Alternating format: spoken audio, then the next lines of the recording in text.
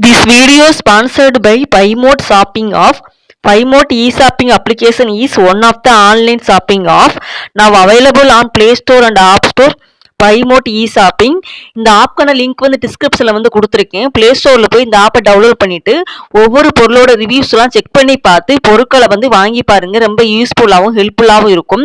மற்ற வெப்சைட்டுகளை விட பொருள் ரொம்ப தரமாகவும் விலை வந்து ரொம்ப கம்மியாகவும் இருக்கும். நமக்கு வந்து ஃப்ரீ டெலிவரியும் பண்ணுறாங்க. நமக்கு 2-3 நாள்லயே வந்துரும். நீங்க வாங்கி யூஸ் பண்ணி பாருங்க. ரொம்ப ரொம்ப ஹெல்ப்ஃபுல்லா இருக்கும்.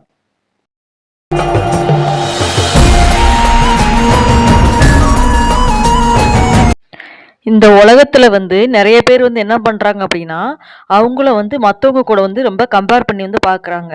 அது எதுக்கு பார்க்குறாங்க அப்படின்னா, ஐயோ! அவன் பணக்காரனா இருக்கானே, அவன் அவ்வளோ பெரிய வீடு வச்சிருக்கானே, நம்மகிட்ட அது இல்லையே, அவன் அவ்வளோ அவ்வளோ பெரிய இடங்கள்லாம் வாங்கி போட்டுருக்கான்னு நம்மகிட்ட அது இல்லையேன்னு சொல்லிட்டு, ஒரு மாரி அந்த மனநிலையிலேயே இருக்கான்.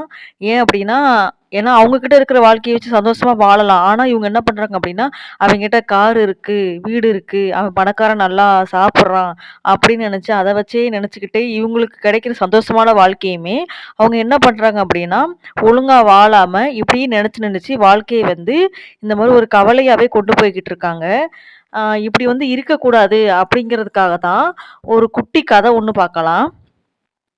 முன்னொரு காலத்துல வந்து ஒரு சின்ன பையன் வந்து ஒருத்தன் வந்து இருந்தான். அந்த பையன் வந்து என்ன பண்ணுவான் அப்படின்னா, அவனும் மத்தவங்களோட வந்து கம்பேர் பண்ணி பார்த்துக்கிட்டே இருப்பான்.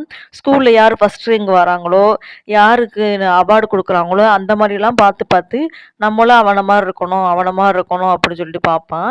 ஏன்னா இவனோட திறமைய யூஸ் பண்ணாலே அவன் வந்து முன்னாடி வந்துருவான். ஆனா அதே தெரியாம இந்த மாரி அவனுமே பல பேத்த பார்த்து நம்மளும் அந்த மாரி ஆகணும், நம்மளுக்கு பெரிய வீடு இருக்கணும், நமக்கு பெரிய கார் இருக்கணும்னு நெனச்சுக்கிட்டு, அந்த பையன் வந்து எப்ப பார்த்தாலும் அப்படி யோசிச்சுக்கிட்டே இருப்பான்.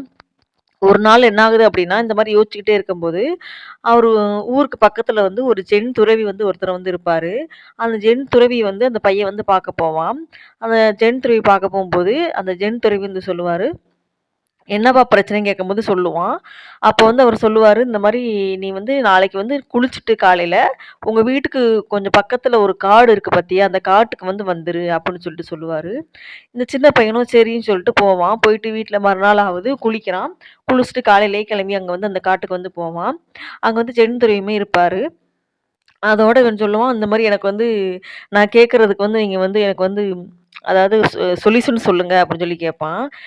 என்னன்னு சொல்லி அவர் கேட்கும்போது இவர் சொல்லுவான், அந்த ஜென் துறை வந்து சொல்லுவாரு, உனக்கான உன்னோட மைண்ட் வந்து எப்படி நீ எப்படி இருக்க அப்படின்னு சொல்லி நான் கண்டுபிடிக்கிறேன் அப்படின்னு சொல்லி சொல்லுவாரு. சொன்னோனே இவன் வந்து சரின்னு சொல்லிட்டு இந்த மாரி நீ இந்த இடத்த வந்து கொஞ்ச நேரத்துக்கு சுத்தி பாரு அப்படின்னு சொல்லி சொல்லுவாரு. சுத்தி அப்படி எல்லா இடத்தையும் பார்ப்பான். பார்க்கும்போது ஜென் துரை வந்து கேட்பாரு, "ஆ இப்ப நீ பார்க்குறதுல வந்து உனக்கு வந்து என்ன தெரிஞ்சுச்சு?" அப்படின்னு சொல்லி கேட்பாரு. கேட்கறதுக்கு அப்ப சொல்லுவான், இந்த மாரி இங்கிட்டு இந்த மாங்கா மரம் இருக்கு, இந்த தென்னை மரம் இருக்கு, பலா மரம் இருக்கு, கொய்யா மரம் இருக்கு, நெறைய மரம் இருக்கு அப்படின்னு சொல்லி சொல்லுவான். சரி பார்க்குறேன். இப்ப இதுல வந்து ஒரு தென்னை மரத்திலிருந்து ஒரு மாம்பழத்த அதால வர வைக்க முடியுமா? மாம்பழம் வந்து அதோட வந்து விளைவிக்க முடியுமா? அப்படின்னு சொல்லிட்டு தென்னை மரம் வந்து ஆசைப்பட்டுச்சு அப்படின்னா, தென்னை மரத்தால மாம்பழத்த வந்து தர முடியுமா? அப்படின்னு சொல்லிட்டு கேட்பாரு. அது எப்படி ஐயா தர முடியும்? அது வந்து எவ்வளோ பெரிய மரம், தென்னை மரம். அதால வந்து தேங்காவ மட்டும் தானே தர முடியும். அது எப்படி மாம்பழத்த வந்து தர முடியும்? அப்படின்னு சொல்லிட்டு சொல்லுவாரு. அப்ப வந்து அவரு சொல்லுவாரு, "இதே போல தான் நீ வந்து உன்கிட்ட என்ன திறமை இருக்கோ, அத வச்சு தான் நீ வந்து முன்னுக்கு வரணும். மத்தவங்க கிட்ட வந்து ஆ அப்படி இருக்காங்க, இப்படி இருக்காங்கன்னு நெனச்சு நீ வந்து உனக்கு உனக்கு கிடைக்கிற வாழ்க்கையுமே நீ வந்து கவலைப்பட்டுக்கிட்டே இருக்கக்கூடாது." அப்படின்னு சொல்லி சொல்லுவாரு. இப்ப வந்து கொஞ்சம் தூரம் போயிட்டு, "இப்ப நீ அந்த காட்ட பாரு. உனக்கு அந்த காடு வந்து எப்படி தெரியுது?" அப்படின்னு சொல்லி கேட்பாரு. கேட்டுக்கு அந்த பையன் சொல்லுவான், "எல்லாமே சமமா தெரியுது. அதான் சமநிலையா தெரியுது." அப்படின்னு சொல்லி சொல்லுவான்.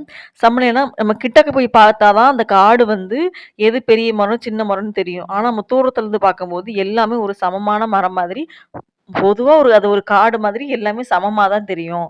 அப்படின்னு சொல்லி சொல்லுவாரு. இவன் அப்படியே யோசிப்பான். என்னடா ஒண்ணுமே புரியலையே! நீங்க சொல்றது ஆனா புரியுது. ஆனா புரியாத மாரி இருக்கு. என்ன செய்றது? குழப்பமா இருக்கேன்னு சொன்னோனே, "சரி வா! உன்னோட குழப்பத்த வந்து நான் வந்து தீர்த்து வைக்கிறேன்." அப்படின்னு சொல்லிட்டு ஒரு குளக்கரைக்கு வந்து கூட்டு போவாரு. ஒரு அருவி இருக்கும். அந்த அருவிக்கு மேல வந்து இது பறக்கும். அ பறவை பறக்கும். அந்த அருவியில கீழ வந்து குளத்துல வந்து மீன் வந்து கிடக்கும். அப்ப இவரு சொல்லுவாரு, "இங்க பாத்தியா இந்த குளத்துல வந்து மீன் வந்து உள்ள வந்து நீந்திக்கிட்டு இருக்கு. அ அதால வந்து நான் பறக்கணும். அந்த தண்ணிய விட்டு மேல அந்த பறவை மாரி பறக்கணும் அப்டின்னா, மீனால பறக்க முடியுமா?" அப்டின்னு சொல்லி கேட்பாரு. "அது எப்படி ஐயா முடியும்? மீனுக்கு வந்து அந்த அந்த உள்ள வந்து தண்ணிக்குள்ள போயி அந்த நீந்துறத மட்டும் கத்துக்கிட்டாலே போதும். அது வந்து உயிர் பிழைச்சுக்குரும்ல." அப்டின்னு சொல்லி சொல்லுவாரு. "இதே தான்ப்பா, இப்போ உனக்கு புரியுதா?" அப்டின்னு சொல்லி கேட்பாரு. நல்லா புரியுதுன்னு சொல்லிட்டு அவன் எப்பயும் போல போயிட்டு நல்லா படிப்பான், பெரிய ஆள் ஆவான். நல்லா சம்பாரிப்பான். பெரிய பணக்காரன் ஆயிருவான். ஒரு காலகட்டத்தில என்ன ஆகுது அப்டின்னா, அவன்கிட்ட பெரிய ஆளான பிறகு எல்லாரும் வந்து கேட்குறாங்க. நீ வந்து ஸ்டார்ட்டிங்ல வந்து ரொம்ப ஏழையா தானப்பா இருந்த. இப்ப எப்படி பணக்காரன் ஆன?" அப்டின்னு சொல்லி கேட்பாங்க. கேட்கறதுக்கு அவன் ஒண்ணே ஒண்ணு தான் சொல்லுவான். இந்த மாரி குளத்தில இருக்கிற மீன் வந்து அத வந்து நீந்தறதுக்கு கத்துக்கிட்டுச்சு அப்புட்ன்னா, அது வந்து உயிர் பிழைச்சிரும். வாழ்க்கையிலுமே வெற்றி பெற்றும். ஆ அதோட என்னென்ன மீனெல்லாம் வேட்டையாடணுமோ, அந்த மீனெல்லாம் வேட்டையாடி, அது நல்லா வாழ்ந்துகிட்டு இருக்கும். அதே போல தான் நம்மளுமே மத்தவங்களோட கம்பேர் பண்ணாம, நம்மளுக்கு என்ன திறம இருக்கோ, அந்த திறமைய பார்த்து நம்ம வந்து அந்த திறமையில வந்து நம்ம முயற்சி செய்து, அத வந்து அந்த முயற்சி செய்து, அதுக்கான வழிய வந்து நம்ம அந்த வழியிலேயே நம்ம போனோம்னா, நம்ம வாழ்க்கையில வந்து கண்டிப்பா ஒரு நாள் நம்ம நெனச்சது வந்து அடைய முடியும். அப்படின்னு சொல்லி சொல்லுவான். இதுதான் இந்த கதையோட வந்து ஒரு குட்டி மாரல் ஸ்டோரி தான். அதனால நம்மளுமே யாருமே யார் கூடயும் கம்பேர் பண்ணக்கூடாது.